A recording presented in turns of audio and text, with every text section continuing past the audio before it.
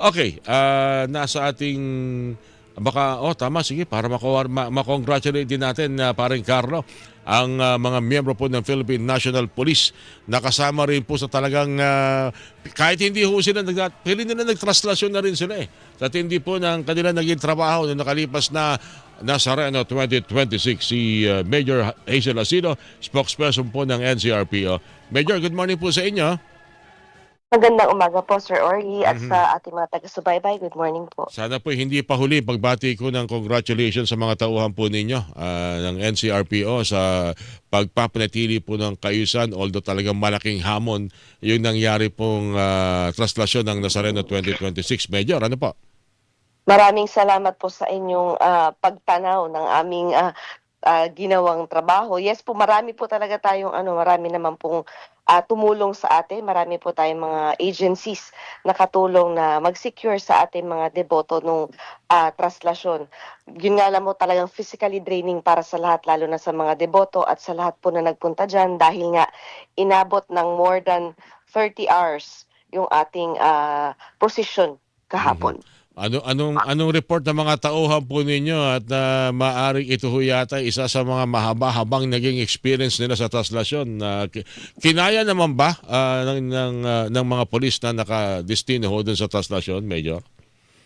Kinaya naman po, kaya lang po talagang isang experience ito na siguro ay palaging pagkukwentuhan tuwing mababanggit yung traslasyon kasi nung sinabi po sa amin na malilipat nga po ng San Sebastian Church, so lahat po ng ating mga pulis na nandun nung time na yon sa Quiapo Church, naglipatan po sila sa area ng San Sebastian Church para i-guide po yung ating andas papasok ng gate. Yun nga lang po, hindi kumbaga iba yung gusto ng tao, iba ang gusto ng deboto, yun talagang iuwi ng kanyang tahanan ang ating Nazareno. Oo, na ano rin ako doon. Para akong bigla yung mula sa pagiging isang banal na gawain, isang maayos, para akong napaisip doon na ako magiging action movie kaya.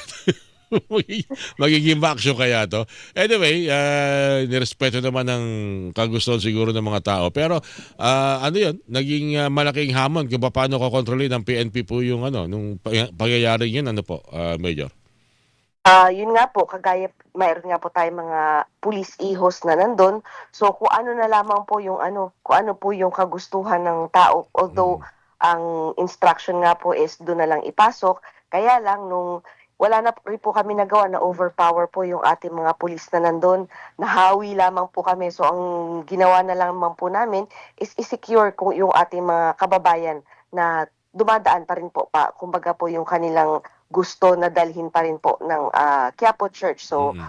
tuloy po kung ano yung dating napag-usapan. Wala naman po siguro na iulat sa NCRPO na naku, meron po ditong hinimatay, meron pong nagalusan, meron pong na sugatan na tauhan ng PNP ditong traslasyon.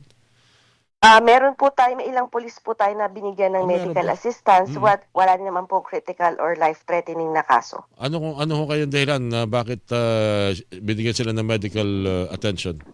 Yung iba po ay na-dehydrate, yung meron pong nagreklamo nagsabi ng LBM, meron pong high Mm. blood pressure, may mga sinat, at yung iba meron po kaming isang kaso ng minor na fracture. Wala naman dapat ipangamba ang mga kababayan natin na baka merong i-deploy sa kanyang mga aktibidad na may problema sa kalusugan tulad ng hypertension o madaling lahat naman ng ating tinatalaga dyan ay physically ready. Ano po, Major? Yes po. Wala naman po siguro yung ating pong nagkaroon lamang po ng issue sa high blood pressure is dahil nga po sa sobrang dami ng tao, baka po nanibago lamang po yun. Mhm. May nakikita kung kayo tatanungin, Major, siguro naman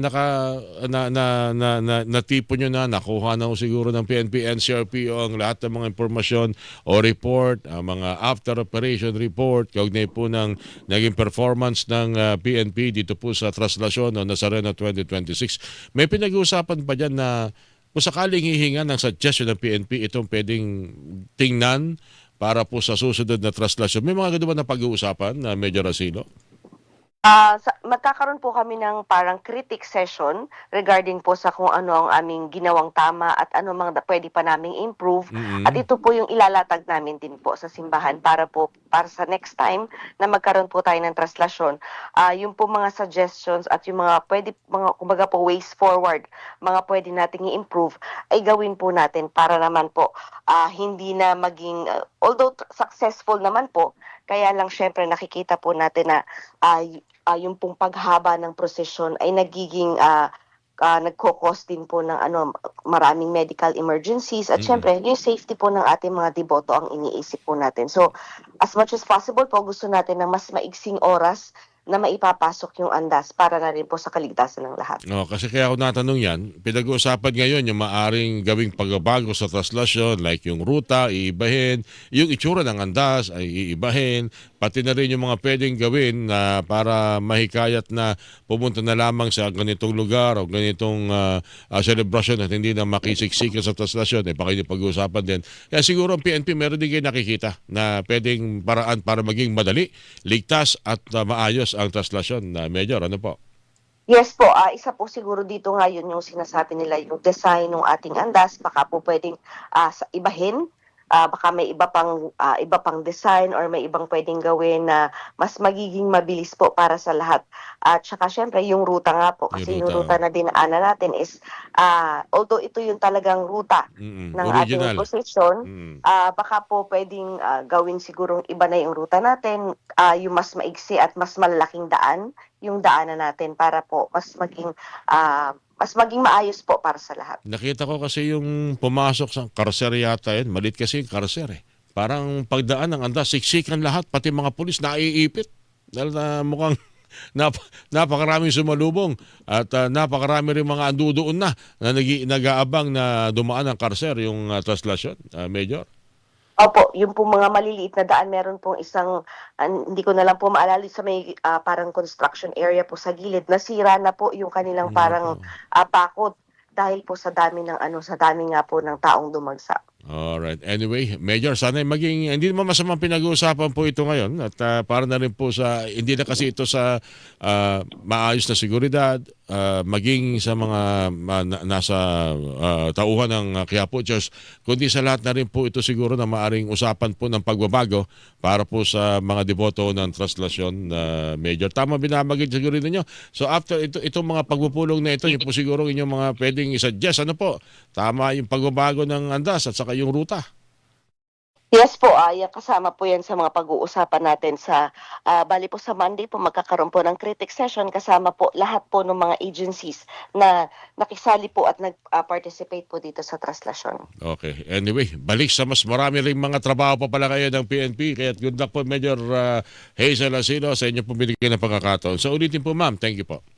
Maraming salamat po. Si spokesperson po ng PNP National Capital Region Police Office, Major Hazel Asilo, mga kapuso, ang inyo pong napakinggan. 6:35. Hilingan, walang